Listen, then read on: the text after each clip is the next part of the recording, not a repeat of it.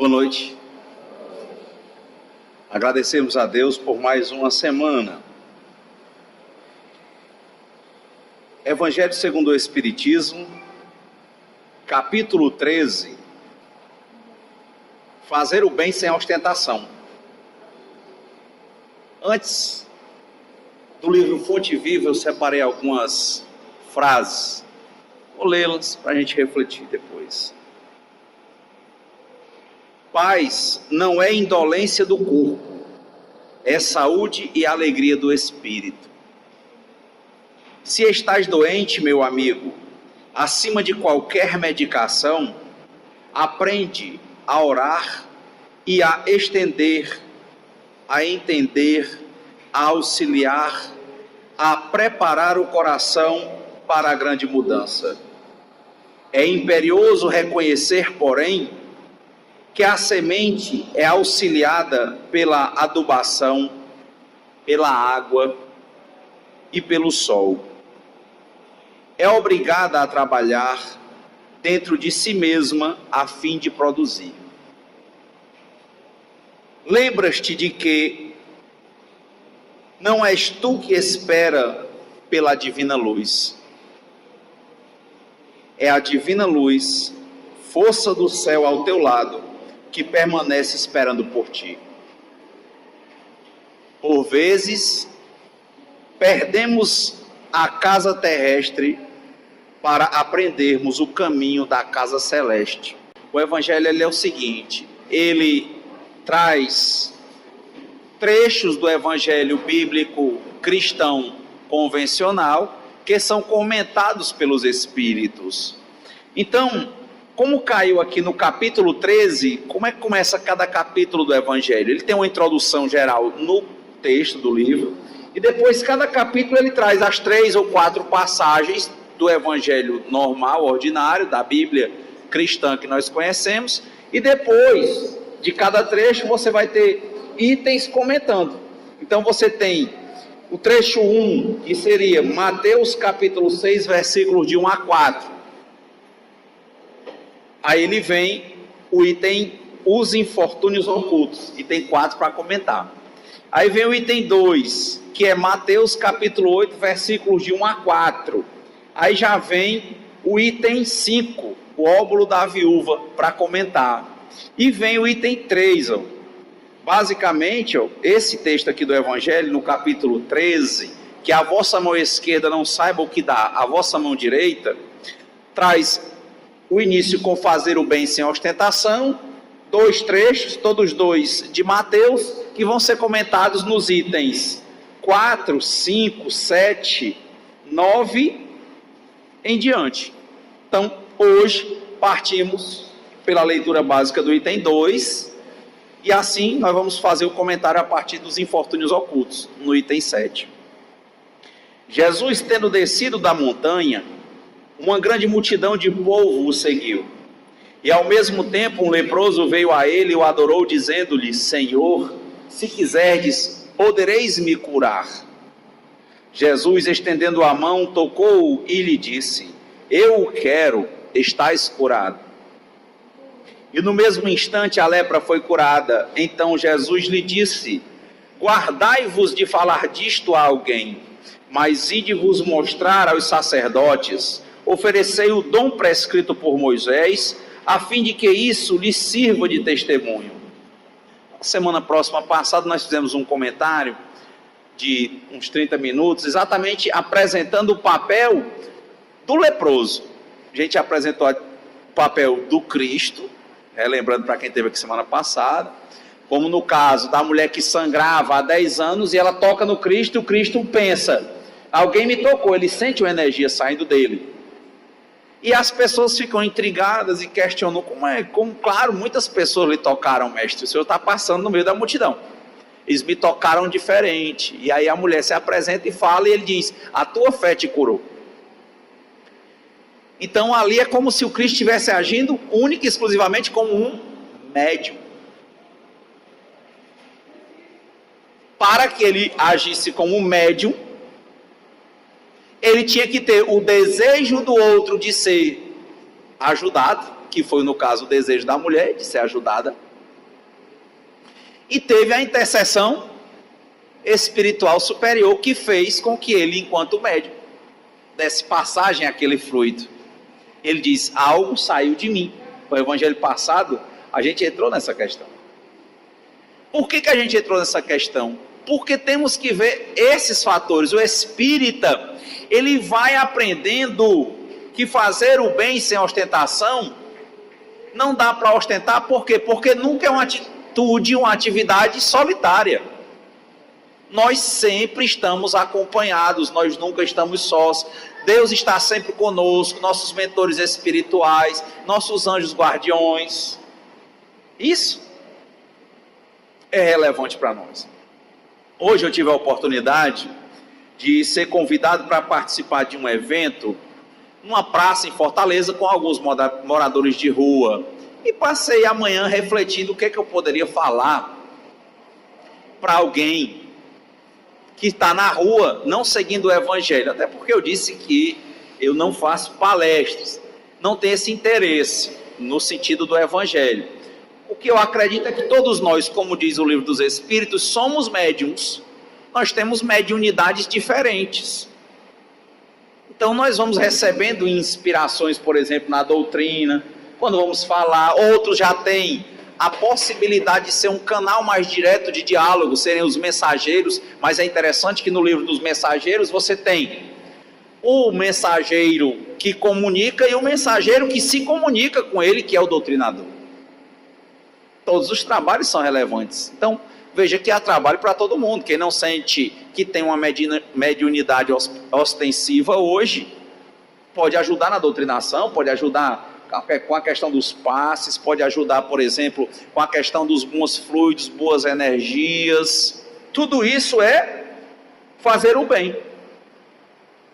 E não dá para ostentar porque não é um ornamento, um enfeite nosso. A gente só faz porque tem a intercessão espiritual. E é por isso que eu costumo dizer que não trabalho nos centros fazendo palestra. Por quê? Porque nós não preparamos uma palestra. Nós tentamos realmente ler o evangelho e sermos instrumentos. E foi isso que me gerou uma dificuldade reflexiva hoje antes de falar para as pessoas. Por quê? Porque era um grupo que não era espírita, era um grupo que tinha evangélicos, umbandistas, espíritas, católicos.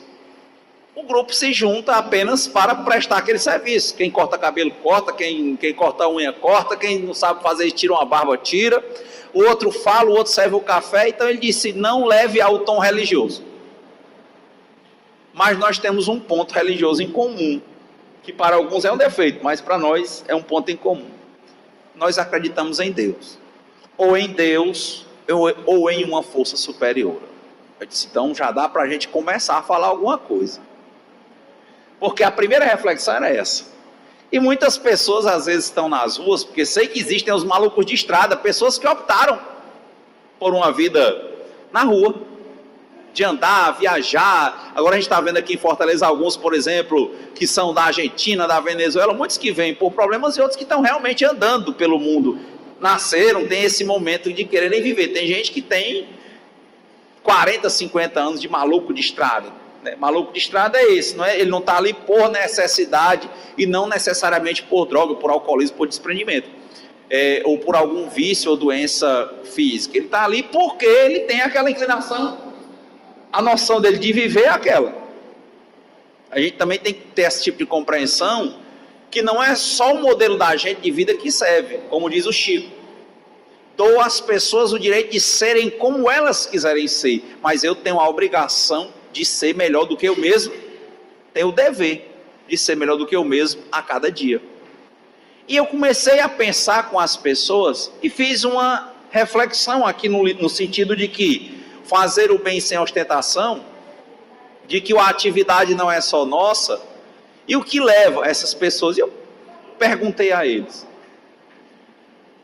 Muitos acham que ali estão, e talvez a maioria das pessoas que estejam na rua hoje tem muito a ver com a doença do álcool, das drogas, que gera, né, algo progressivo, que primeiro mata alguém moralmente para depois matar fisicamente, né? Porque antes disso já está que ninguém mais quer está perto dela. Então mata primeiro moralmente para depois matar fisicamente. Não começa matando fisicamente. Como progressa, ele começa espiritual, para quando a gente merece começar e é necessário ter algum progresso material. Então é a mesma coisa, o álcool ele começa matando primeiro a lógica espiritual, ele mata primeiro moralmente. Depois é que ele mata fisicamente. E às vezes leva um tempo material muito longo entre a morte moral e a morte física. Tanto que eles falam que muitos ficam na engorda, né? Então ali totalmente presos àquela questão. Então, isso é uma primeira reflexão que a gente faz. Eu fiz a pergunta pensando nisso, eu perguntei, pedi que levantassem a mão àqueles que estavam ali, mas não queriam estar, no sentido de não queriam estar nas ruas. Alguns levantaram a mão. Quem estava sendo usuário de drogas ou de álcool, num nível em que não queria mais continuar, alguns levantaram as mãos. Então eu comecei a perguntar, lembrando do padre Vieira, ele dizia, né, qual é a diferença entre os vivos e os mortos? Isso no sermão da quarta-feira de cinzas, logo depois do carnaval. Ele diz, os vivos são o pó que anda com o vento, né? Tem vento, por isso ele anda. Os vivos são pó com vento, por isso tem vaidade. Os mortos são pó sem vento, por isso sem vaidade. Então ele diz, essa é a diferença. E eu fiz a mesma pergunta, ou inspirada nessa pergunta, eu perguntei, qual é a diferença que nós achamos que tem de alguém que está aqui na rua por estar doente, ou estar com o que chama de vício, ou por estar desviado, desenganado, angustiado, e não tem nenhum bem material, nem tem moral, e acha que está abandonado pela família, que você fala e diz, eu cheguei a isso. Qual é a diferença entre quem está no fundo do poço, materialmente falando, e quem está no auge do sucesso, materialmente falando? A nível de prosperidade, de bens materiais, de família, de bons contatos, um deles ou todos juntos. Qual é a grande diferença?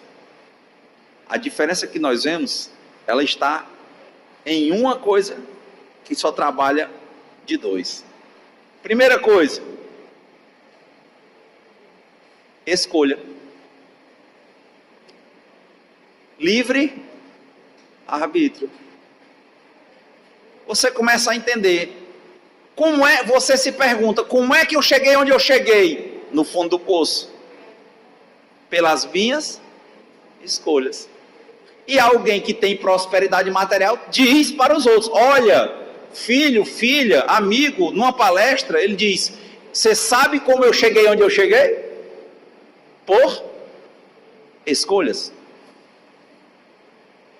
Mas quando eu disse que a resposta é uma, mas ela tem que ter uma continuidade, é porque o Cristo quando diz, amai-vos uns aos outros, vírgula, a continuidade, como eu vos amei, é muito mais complexo. Porque é amar sem querer retribuição, sem querer contrapartida, sem querer negociação, sem querer sequer a compreensão. E não ter raiva por isso. Ter compaixão. Então a vírgula lá era, pois a vírgula é, vocês chegaram onde chegaram, quem não está gostando do lugar que está, porque escolheram. Mas não só por isso, porque Deus existe. Poxa, mas Deus quer que eu esteja? Não, Deus só quer o que é bom. Mas Ele quer que você entenda o que é bom para você e que você use a sua escolha. Você diga, isso é bom, isso não é bom. Ou você acha que isso aqui é bom e você siga até que você entenda que não é. O tempo da gente é diferente do tempo de Deus. Deus não tem pressa. Você pode esculhambar Deus todo dia, inclusive dizendo que Ele não existe. Mas na hora que você quiser voltar para Ele está de braços abertos. A Ana começou aqui hoje cantando uma música muito emocionante. Mas é interessante, só tem uma diferença para nós espíritas. Porque ela diz, remove a minha pedra. Ela chama, me chama pelo nome, muda a minha história, ressuscita os meus sonhos. O espírita pega tudo isso e diz assim, olha, não tem pedra, teus sonhos continuam aí, Deus nunca esqueceu do teu nome, e para mudar a tua história, Deus está a postos, na hora que você quiser. Eu imaginei a Ana cantando, como é que seria, se Deus não fosse tão infinito de sabedoria. Eu acho que quando essa moça terminou de falar, se ele não fosse como ele é, ele levava um empurrão, disse, eu estou aqui. Ou levava um susto, ele dizia, oh! Foi assim que aconteceu com o André Luiz. Ele estava no umbral há 8 anos, pensava em tudo no mundo, menos que existia Deus. E haja sofrer, e haja pelejar com o que ele sabia, com a ciência limitada que ele tinha. Aí na hora que ele disse, ai meu Deus, ou que ele disse, se existir algum ser diferente, porque tem 8 anos que eu tento de tudo, já tentei remédio, já tentei amigo, já tentei reflexão, autoconhecimento. Na hora que ele disse, se existir algum ser superior, na hora que ele disse assim, ele abriu o olho, estava ali Clarence, e a mãe dele, mamãe, está com tantos dias que eu sofro aqui, dias não, você sofre há 8 anos, mamãe, mas a senhora me viu aqui, me deixou, não, eu estava aqui todo dia, eu estava só esperando você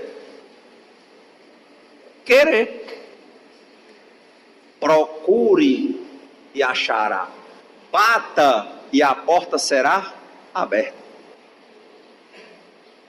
Agora, tem que ter infinita bondade no sentido de você entender o que é o certo para você. Nós entendemos o que é certo para nós. Todos os problemas são oportunidades. Todas as soluções primeiras só são as primeiras.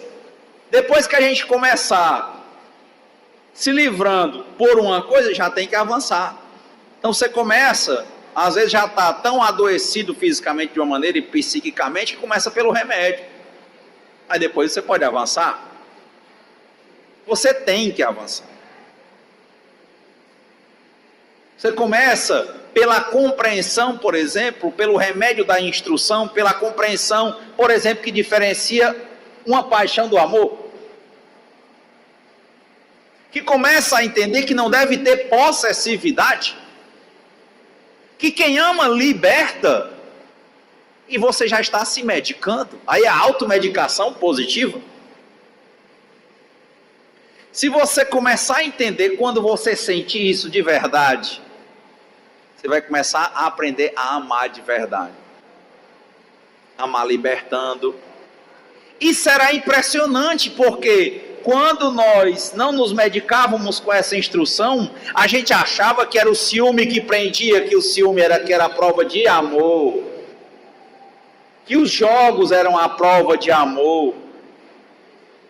Que sermos servidos, haver uma contraprestação, é dar uma flor para receber uma camisa, por exemplo.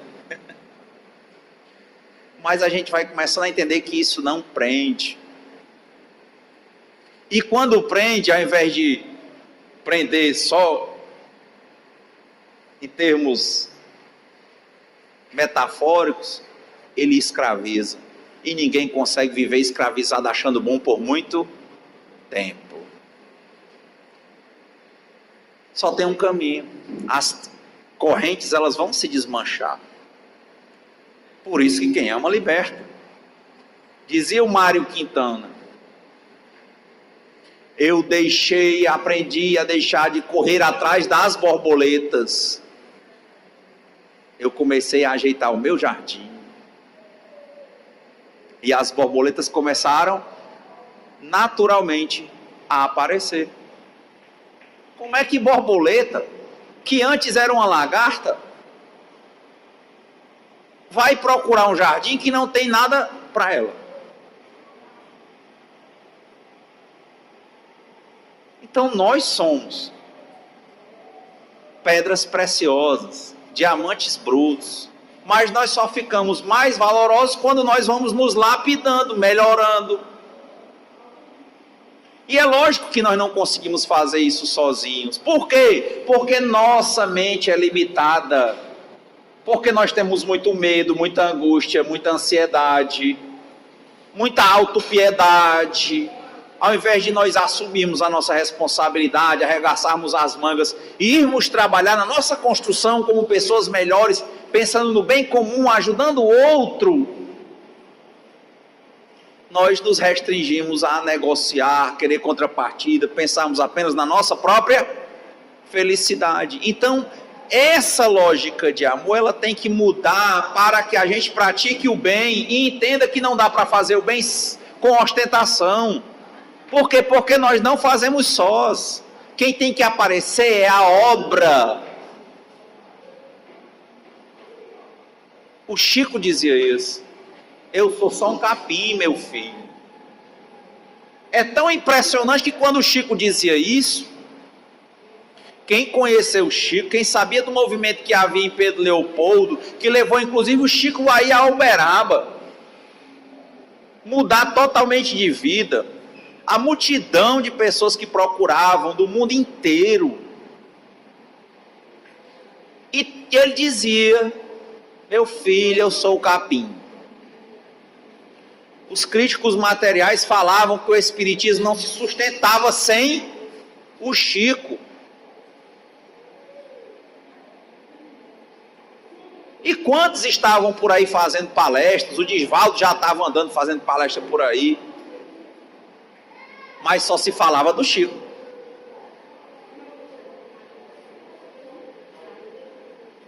Pasmem.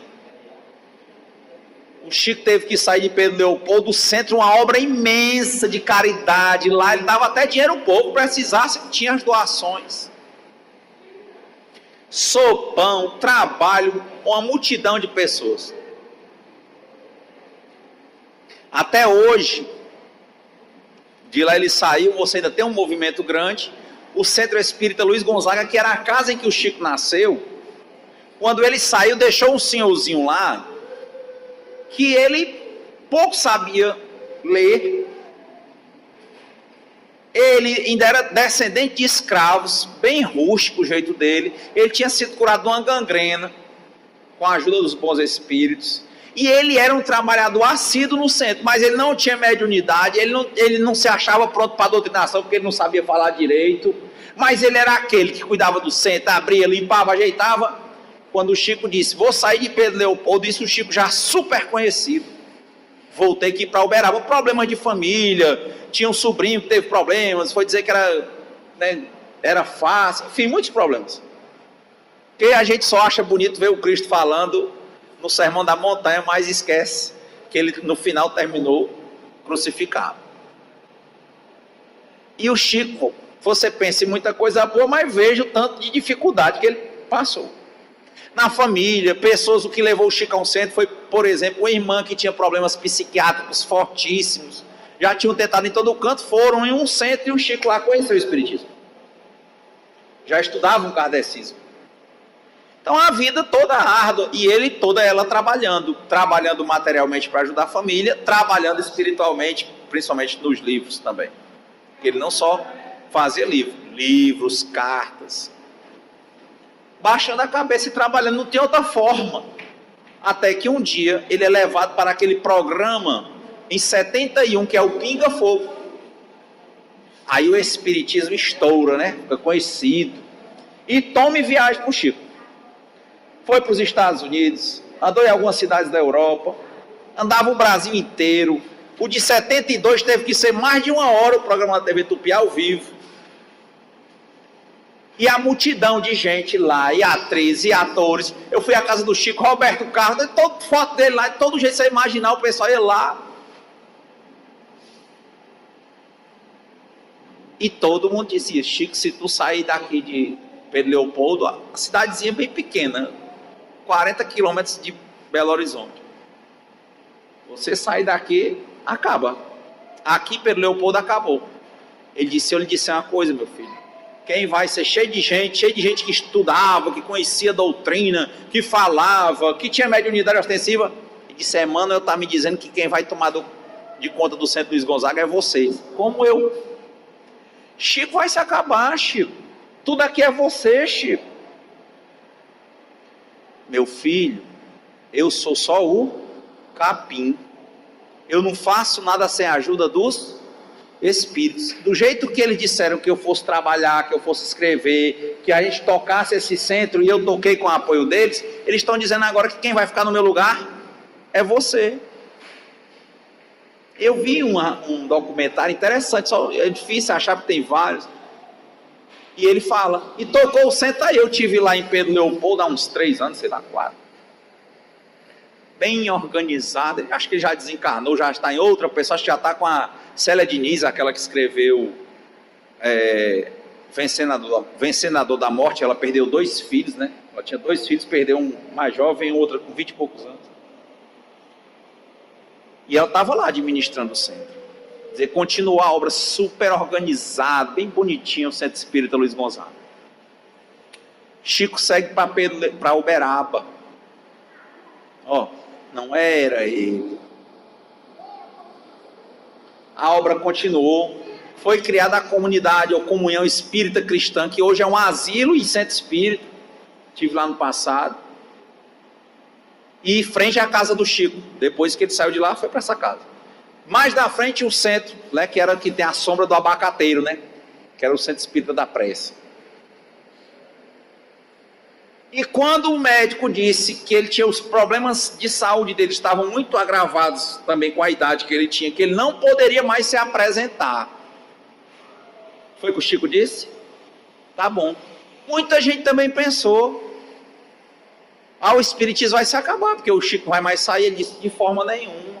Quem conduz o trabalho são os bons espíritos. Eu sou só o capim. E pronto. E toma o espiritismo crescendo, e o Chico indo até perto de desencarnar, trabalhar no Centro da Prece. Enfim, o Chico desencarnou. E o espiritismo cresceu. Não tem um espírita que negue a importância do trabalho e da obra do Chico. Mas não era o Chico que fazia o espiritismo. É nesse momento que a gente começa a refletir qual é o nosso papel no centro. Qual é o papel do Cláudio, do Renato, do Marcos, da Ana, do Sérgio? Somos capim. E queremos ser bons capins, ou seja, bem servir as lagartas que vierem, para que mais na frente a gente possa ver as borboletas. Algumas virão, passarão 1, 2 anos, 2 dias, 5 dias, e seguirão o caminho delas. Muitas vão para outros centros, outras vão fazer outros trabalhos, outras vão ficar aqui. Nosso papel é esse. Se formos grandes, darmos sombra e abrigo aos passarinhos e seres que precisam de abrigo. Se formos pequenos, darmos alimento e evitarmos a sujeira de quem passar por sobre nós. O papel é esse. E enquanto estivermos desenvolvendo nosso trabalho, tentarmos ser melhores do que nós mesmos, sem pretendermos ser melhores do que ninguém. Não tem idade para isso. E não tem como não colaborar. Só não colabora quem não chegou ao momento espiritual que faça com que queira. Mas também é uma questão de tempo. Então, o bem sem ostentação, ele tem a ver com isso. Primeiro, uma compreensão de que é um trabalho, no mínimo, tripartite, de 3 partes. Você querendo, alguma entidade intermediando e o poder superior alimentando. Então não é só seu, não dá para se gabar como individualmente alguém que faz. Num outro momento, não dá para ter vaidade, porque médiuns como o Chico Xavier da vida, com a produção, o respeito e o trabalho que ele tinha, também falava que ia passar, materialmente, passou e a obra continuou a crescer. Acho que nunca teve tão forte no mundo. E hoje estamos aí, fazendo um esforço para tentar ler as obras do Chico. É um esforço para quem não tem costume de leitura, ler mais de 400 livros. É um esforço. Pegar mais de 200, que eu saiba do Divaldo, até a última vez que eu contei, eram 256. Para quem quer começar a ajudar o outro, que o Divaldo fazia palestras por aí, chegou um momento que Joana de Ângeles disse para ele, você tem que ter uma obra. Disse, mas eu já escrevo e falo, essa só para você, você já chegou no outro nível, essa só não basta. Aí ele foi e montou a Mansão do Caminho, mais ou menos nos anos 50. Pasmem as datas, porque o Divaldo tem 90 e poucos anos. Atende a mais de 4.500 pessoas por dia, dentro de uma favela imensa na Bahia. E passa por ossos do ofício. Não tem como ostentar, é um trabalho de 24 horas todo dia, trabalhando, publicando, divulgando, e pessoas indo. Ele disse que um dia estava lá, a obra tocada. Que a gente só vê o bonito, de novo, só vê o Cristo falando na montanha. Ele não vê ele passando 40 dias e 40 noites no deserto. Ele não vê os problemas que ele estava tendo com a família. Ele não vê os cismas que estavam tendo ao redor dele. O pessoal só lembra do Sermão da Montanha e do Domingo de Ramos. E o Divaldo estava lá na Mansão do Caminho e um dia recebendo crianças, que recebe da criança e entrega até, acho que não sei se já tem o 2º grau. E um dia uma moça da favela vem entregar o filho dela que tinha a creche lá, tem a creche. Entregou o bichinho todo enroladinho num pano, né? Aí eles já são treinados lá para não receber criança dormindo. Um hábito, foi uma orientação dos espíritos, nunca receba dormindo. Quando a moça foi receber, disse, não, vamos acordar ela aqui, né, ver. E ela toda enroladinha, não mexa não, que ela tá dormindo. Não, a gente tem que... Aí quando vai, leva com a mãe lá no berçáriozinho para tirar os panos, né? A menina tá morta. Toda ronchada de peia, de maus tratos.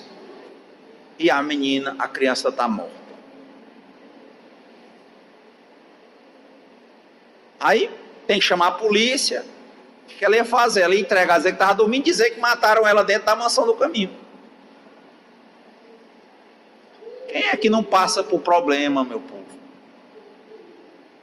Quem é que defende a gente? É Deus. Está vendo? Tem coisa, gente, que a gente nem imagina. Quando algo toca, só toca na gente o fardo que a gente pode suportar. O resto Deus tira. Não tenha medo do fogo. Você indo com boas intenções, pode ir, que você não se queima. Agora, se você for para o fogo pensando em testar a sua virilidade, masculinidade, feminilidade, pode esperar que você saia toda queimada. Mas vá com um bom objetivo, que Deus lhe guarda. São 1.000 caindo na sua esquerda, 10.000 à sua direita. E é assim. Quando vai, chama, o Divaldo diz que nesse dia tem um ônibus vermelho atrapalhando na passagem. Quem tiver o ônibus, estão chamando ali. Então, o Divaldo diz que perde as estribeiras. Ele não consegue ter papas na língua. Ele diz, minha filha, você ia acabar com essa obra. Aí ela chorou, disse que contou, né, que ela tem um companheiro, o companheiro estava drogado, a criança começou a chorar, e ele se revoltou. Diz ele no depoimento que ele estava tendo alucinações. Ele viu como fosse um jacaré querendo morder ele, a criança no chão. Isso existe. Transtorno mental. E ele começou a pisar na criança. E matou. E eles, com medo do que ia acontecer, foram passar a bola para a mansão do caminho. Quantas coisas nós já passamos e que houve livramento que nós nem sabemos. Quando a gente vê uma situação como essa, a gente começa a pensar que, poxa, Deus existe. Por um vacilo nosso, iam pegar uma culpa de uma coisa aqui, mas Deus não permitiu, porque a obra provavelmente está seguindo no caminho certo. Não é o que o Cristo diz? A árvore que dá bons frutos, ela será preservada. A que não dá bons frutos, ela será extirpada, cortada. Então, de fato, fazer o bem sem ostentação, a gente só começa a sentir quando a gente percebe histórias como essa. Quando a gente passa por uma coisa que acontece no vizinho, não acontece com você. E melhor, quando acontece com a gente começa a ter fé que foi dentro das nossas possibilidades. Quais são as possibilidades de sofrer? Tem não. Na verdade é dentro das nossas necessidades. Necessidade de aprender. Necessidades de aprender. Por isso que eu gostei do texto. Que ele diz, aqui o Emmanuel, no livro Fonte Viva. Por vezes, perdemos a casa terrestre para aprendermos o caminho da casa celeste. Por vezes, perdemos o caminho da casa terrestre para aprendermos o caminho da casa celeste.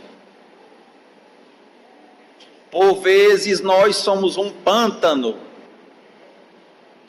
E para tratar de um pântano que a gente quer habitar nele, não adianta jogar flores. Tem que arregaçar as mangas e trabalhar. Adubar, aterrar, não é isso?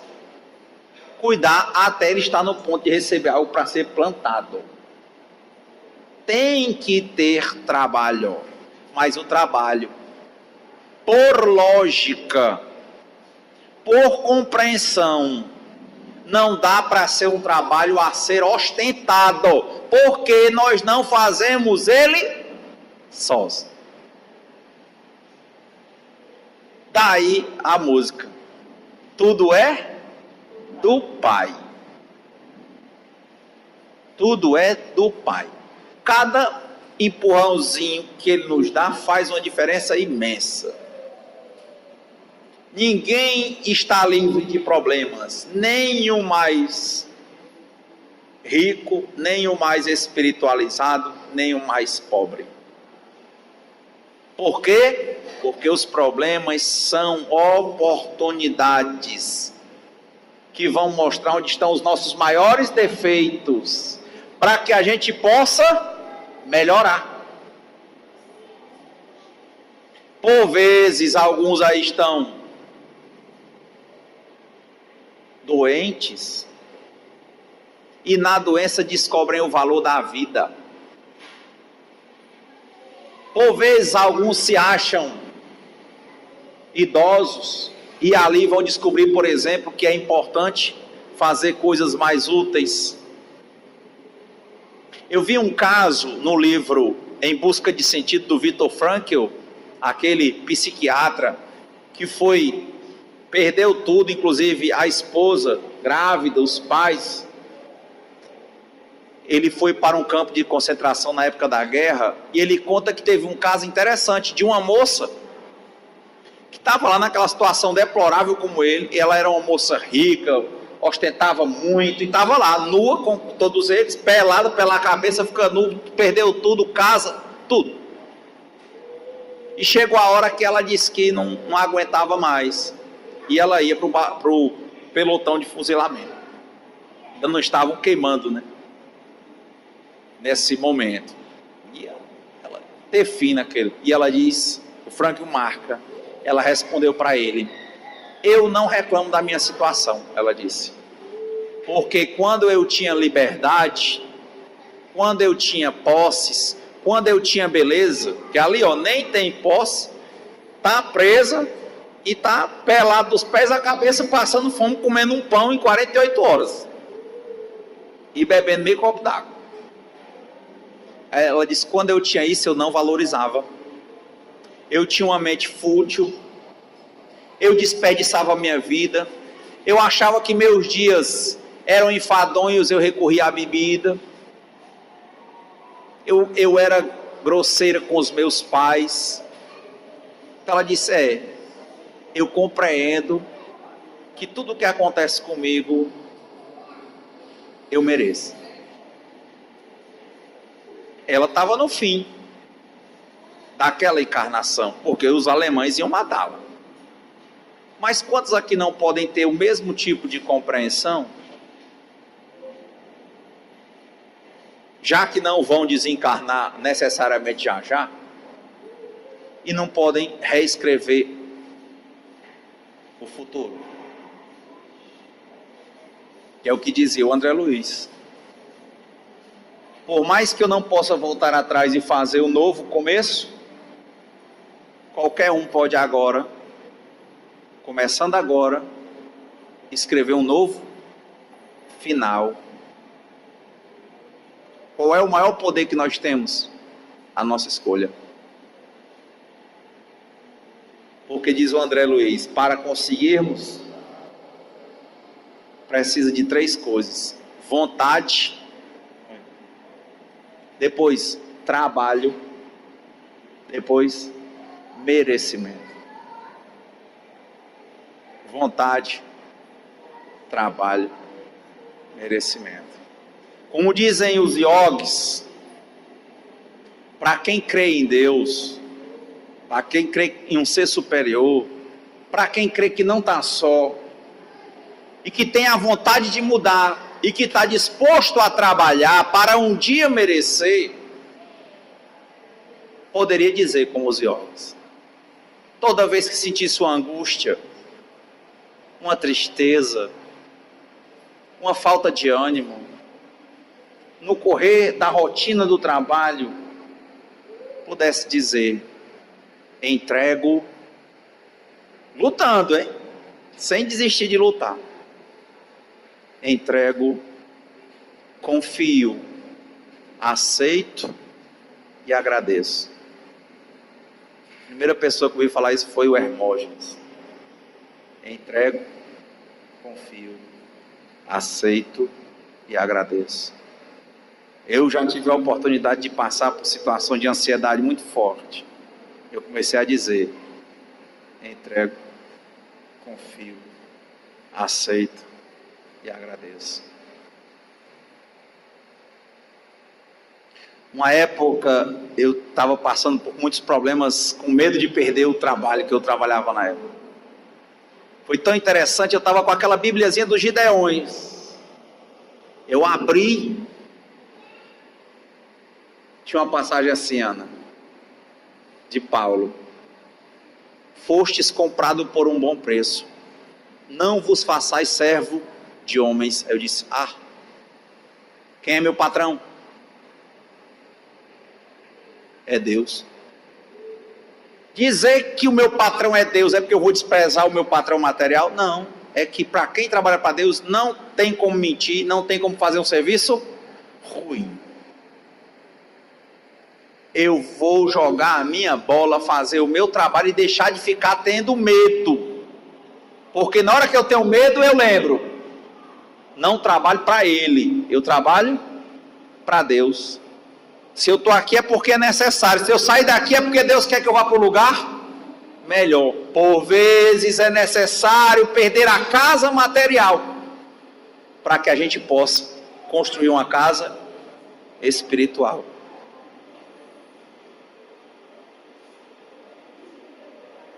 O pessoal que está aí numa outra lógica, como Ho'oponopono, ele fala 3 palavras interessantes. Ele, quando vê algo que acontece, ele faz um mantra, que é uma repetição, tipo uma canção. Ele diz: me perdoe, obrigado, eu te amo. Você pensa no Criador e diz: me perdoe, obrigado, eu te amo. Então muitas vezes a gente para. Eu lembro que uma vez uma professora, ela disse: quando você estiver ansioso, lembro muito, ela dizia que você pensasse em Deus e dissesse: Deus é força e é poder, confiando nele, tudo vai acontecer. Era importante. Por que é importante no bem sem ostentação? É porque nesses mantras a gente lembra que não está só. Já pensou? Estou com medo de ficar liso. Estou com medo de perder o emprego. Estou com medo de perder a moral. Aquela pessoa pode me destruir. Fostes comprado por um bom preço. Não vos façais servo de homens. Pai, eu sirvo a ti. Se eu estiver no caminho certo, eu peço ao Senhor o seguinte: me coloca no caminho certo e me fortalece para que eu possa seguir. O resto eu entrego, confio, aceito e agradeço, porque Deus é força e é poder, e confiando nele, tudo pode acontecer. Porque o André Luiz também me disse: vontade, trabalho e merecimento.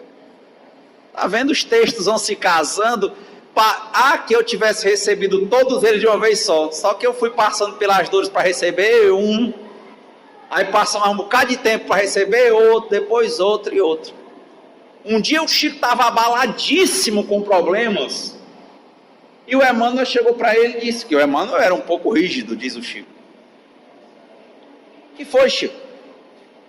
Não, porque isso? Ele disse: olha, é porque eu faço carta para tanta gente, vocês me ajudam a consolar tanta gente, mas quantas cartas tem para mim? Agora eu estou precisando. Ele disse: todas, Chico. Como? Disse: na verdade a gente escreve para você. Mas um dia, você lembra um dia que uma pessoa estava precisando de tal coisa? Era um guarda-chuva, a gente deu. Era para você, guardasse. Outro dia era uma capa de chuva. Outro dia era um alimento. Então o que a gente estava dizendo para ela, antes de dizer para ela quem era o médium, era você. Então você tem tudo o que você precisa para sair de onde você está. Só basta você querer pegar, Chico. Aí o Chico ficou calado. Aí ele às vezes tinha uns espasmos de humildade, né? Aí disse para o Emmanuel: eu vejo que eu sou uma besta mesmo. Pediu ajuda ao Emmanuel. O Emmanuel disse: não tenho tempo não, Chico. Saiu. Aí viu a irmã Sheila: Sheila, me ajuda. Ela disse: eu não tenho tempo, Chico, vou ali. Aí no final ele disse: ai meu Deus, ajuda tanta gente, mas na hora que eu estou precisando, ninguém ajuda essa besta. Aí o bezerro voltou: Chico, quando eu era encarnado, eu só sabia fazer medicamento para pessoas, eu nunca fiz essa parte de veterinário, então não tenho como lhe ajudar. Aí o Emmanuel disse: Chico, você tem as respostas. Nós temos as respostas.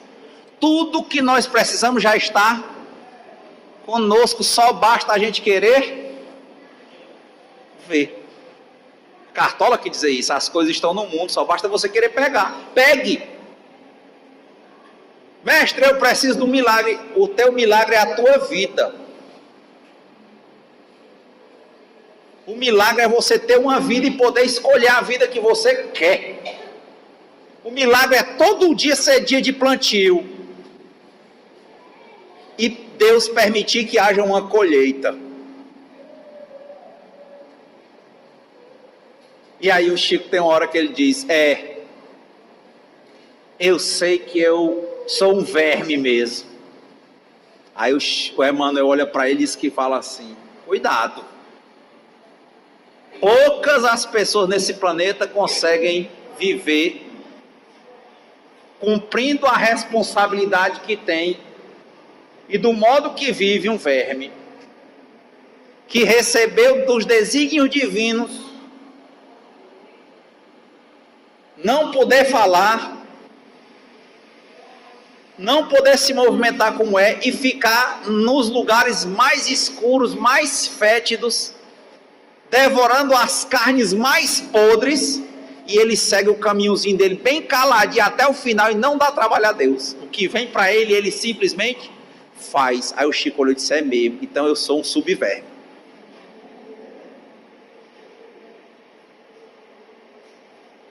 Para você ver como fazer o bem sem ostentação.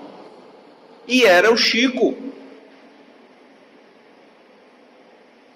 Claro. No deserto era o Cristo. No dia que não gostou de terem feito a basílica, era São Francisco. Ele diz, tenha calma. Ninguém consegue nada com imposição. Só se consegue as coisas com amor e paciência. Na verdade são mais 3 coisas.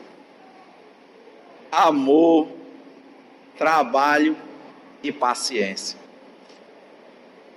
Então, percebendo que para o espírita, de 2 palavras que você falam, 1,99 tem a ver com responsabilidade, escolha e trabalho. Ou seja, você tem que fazer a sua parte. Recebi agora um livro, comecei a ler, que é Os 7 hábitos das pessoas mais eficazes.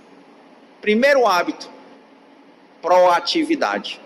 Que é isso? Tomar a frente das coisas para fazer o que você tem que fazer. Espírito é assim. Agora, é uma luta constante para manter o trabalho. Um dia vieram criticar determinado médium para mim. Eu disse, rapaz, como disse Paulo, vê tudo e retende o que é bom. Uma das coisas que eu achava interessante, sem saber de nada da vida dele, era que ele não faltava ao trabalho espiritual. Anos a fio. E era sem subterfúgio, sem desculpa.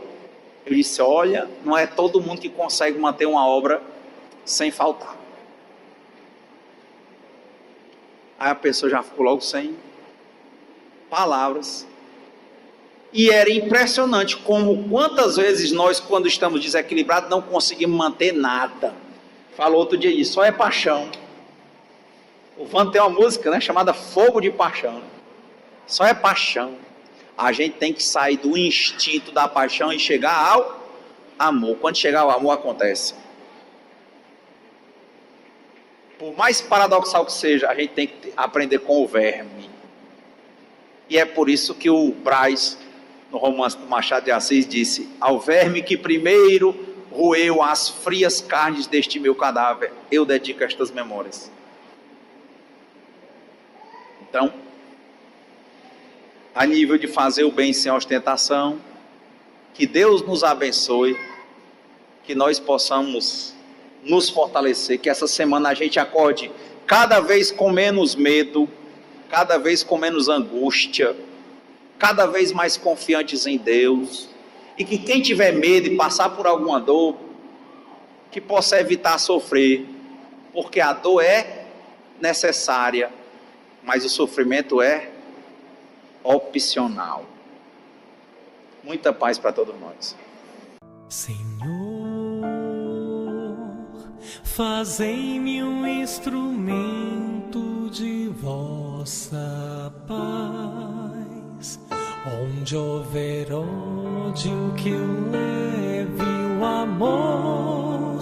Onde houver ofensas, que eu leve o perdão. E onde houver discórdia, que eu leve leve a união. Onde houver dúvida,